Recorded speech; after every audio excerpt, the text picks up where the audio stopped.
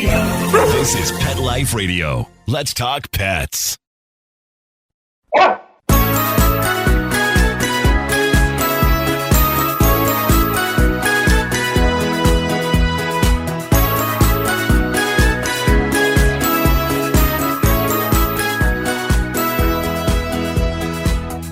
dog lovers! Welcome to Dr. Cat Gone to the Dogs.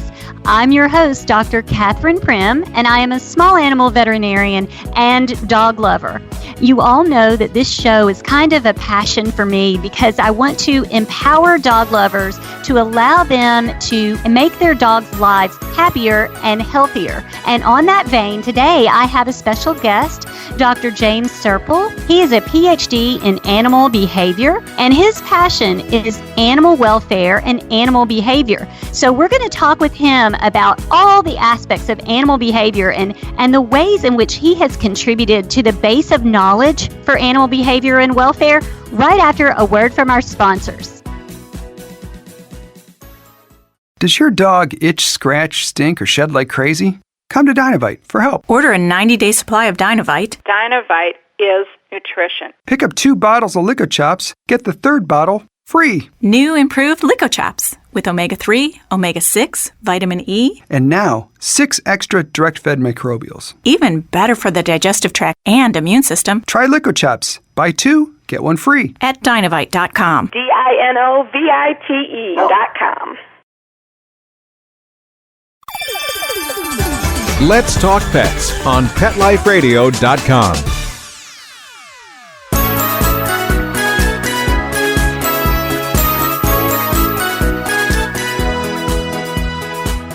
Welcome back to Dr. Cat Gone to the Dogs on Pet Life Radio. I have with me today Dr. James Serpell, who is a PhD in animal behavior. Welcome, Dr. Serpell. Hi there, how are you? I am well. So I know that you teach classes and write articles and do all kinds of things, and that your passion is animal behavior and welfare. But can you tell us a little bit more about all the ways that you contribute to the base of knowledge about animal behavior? Yes, I got interested in companion animal behavior and welfare at quite an early age. And I struggled initially to study the behavior of companion animals, dogs and cats, principally because they live in people's homes, and it's very difficult to sort of get access to them in that environment and do behavioral observations. So you can watch dogs in dog parks and things like that, but most of the time these animals are sort of squirreled away in somebody's house, and it's not easy to get in there and obtain permission to kind of sit around and observe the animal behaving normally. So in the end, I resorted to a method that has been used previously by psychologists to study child behavior, and that is basically to use the parent or the teacher as a proxy.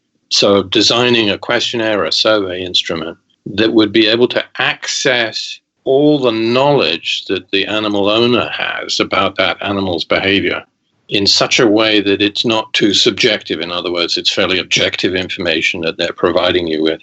And that led eventually to us developing a thing called a questionnaire called the CBARQ, which stands for the Canine Behavioral Assessment and Research Questionnaire. And that instrument now has been available for nearly 15 years. It's also available online, and it's been collecting data on dogs and their behavior from dog owners and dog handlers for about, we now have about 50,000 pet dogs in our database, and a similar number of working service and guide dogs in the database. So it's become this enormous source of behavioral information about dogs. And then recently we developed a cat version. And the cat version is called the FBARQ, the Feline Behavioral Assessment and Research Questionnaire. And that's now also available online. So if you have a cat, you can go and do a behavioral evaluation of your cat.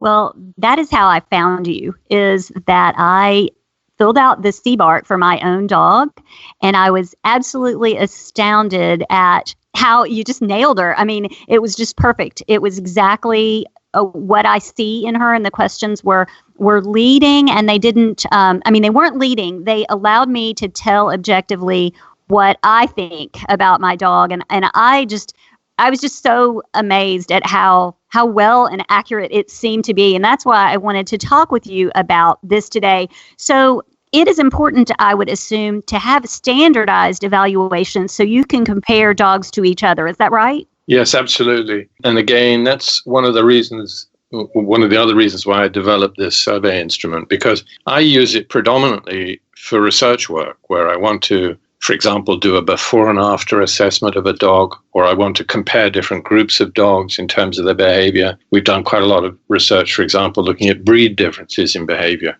And for this type of work, you really need a standardized tool that you know is reliable and consistent and gives you a sort of valid measure of behavior. It's rather amazing actually now. I think probably there are more than 100 research publications out there that have used this instrument to measure behavior in dogs. And then they don't all belong to me, these studies. So it's used all over the world. It's been used, in places you'd never expect, like China, in Iran, in the Soviet Union, or the former Soviet Union, and Russia. It's amazing. It's just been used all over the place. And so at one level, that's very gratifying to know that you've created this thing that is being used, very useful to people. But it's also extremely interesting because when I first started in this area, people said to me, oh, well, these accounts of animal behavior that you're generating aren't scientifically valid because they're provided by the animal's owner. They're not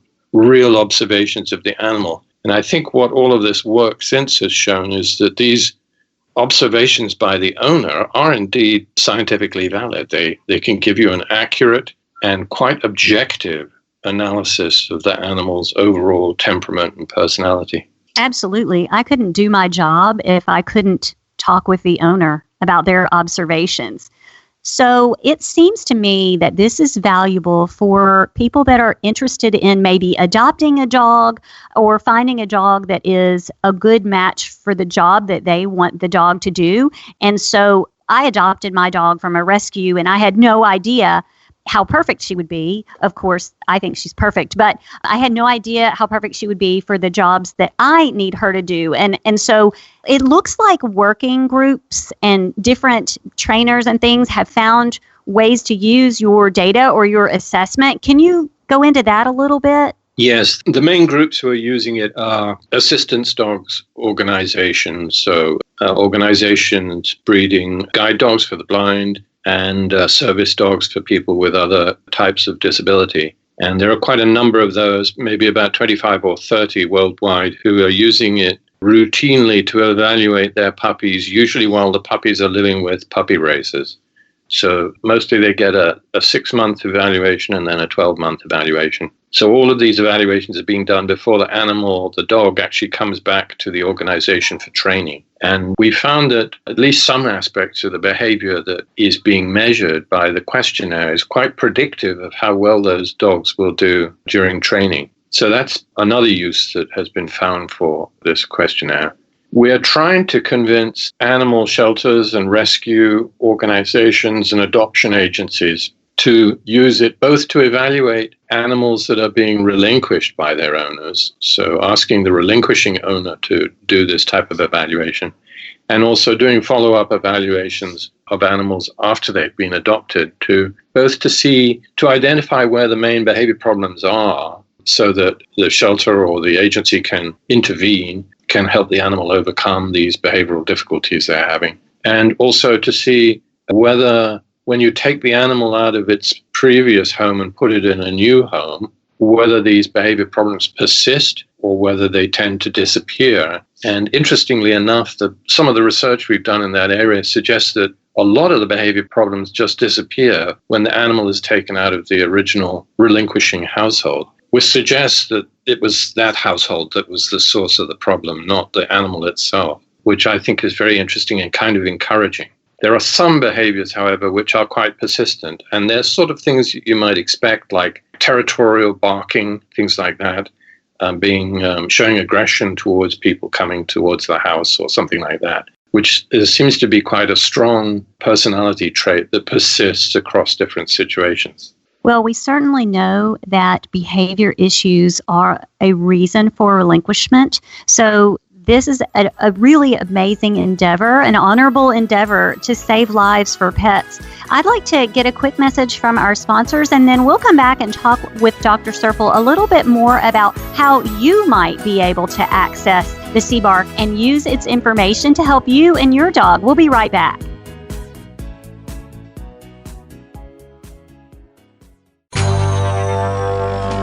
It's designerpetsweaters.com. Hand-knitted designer sweaters for your precious pup or cool cat. Beautiful couture patterns for your pets, including custom-knitted formal wear, casual wear, yachting, and even sports-themed. Many designer pet sweaters include feathered tammy hats, top hats, and a lot of sparkle.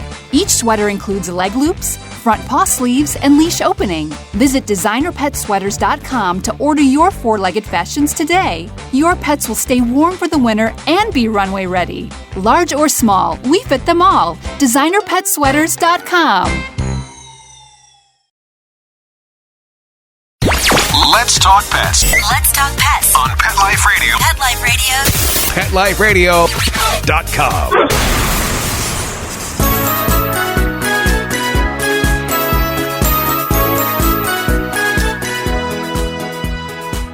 Welcome back to Dr. Cat Gone to the Dogs on Pet Life Radio. We're continuing our conversation about canine behavior assessment with Dr. Serpell, Dr. James Serpell. So how do you think that our just pet-owning homes might be able to learn and use your assessment to their advantage to help their dogs?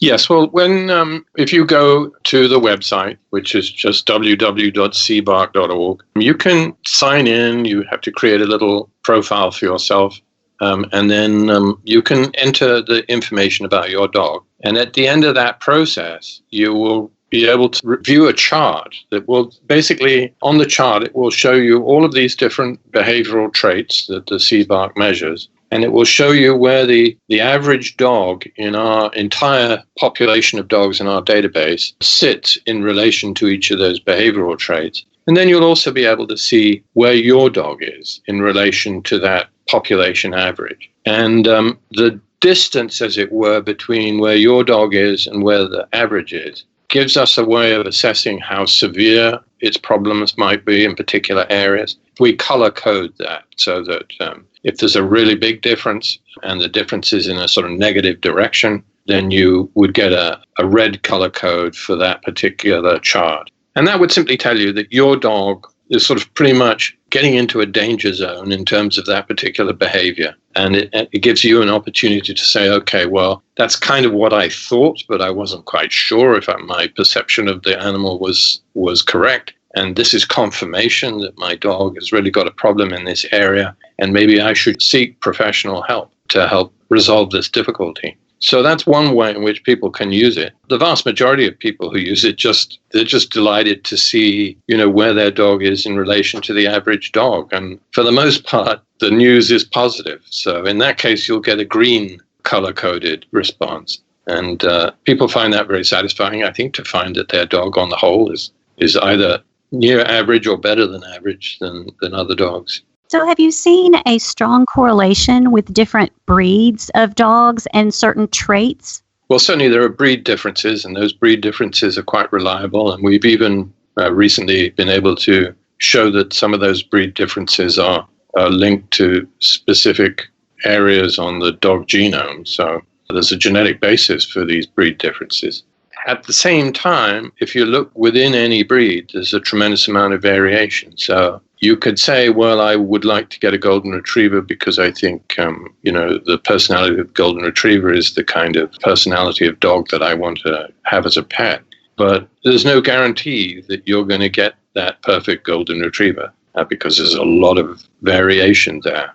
So yes, there are certainly breed differences, and yes, those breed differences are related to genetics. But also, there's a lot of variation within every breed. And some of that will be due to genetic factors, and some of it will be due to the environment in which that particular dog was reared. So if someone has a puppy, what age of dog would the assessment provide the most value? We recommend not doing the assessment before the dog is 6 months old because puppies change a lot, as as most people would know. The behavior of a young puppy is not really a strong predictor of how it's going to be when it grows up. And so we recommend earliest CBARQ evaluation at 6 months. And that's, in fact, the way the database is set up now, you can't actually do an evaluation on a dog that's younger than 6 months of age. The system will just send you a message saying, sort of come back when the dog's 6 months old.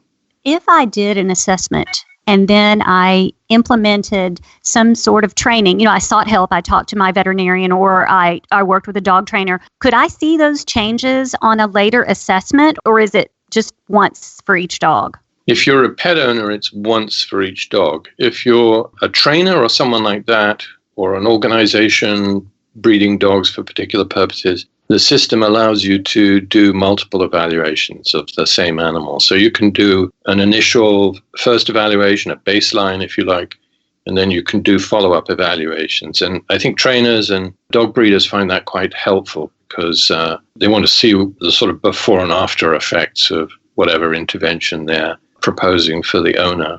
So do you think it's extremely individual how much of a dog's personality is nurture versus nature? I mean, what is your opinion on that?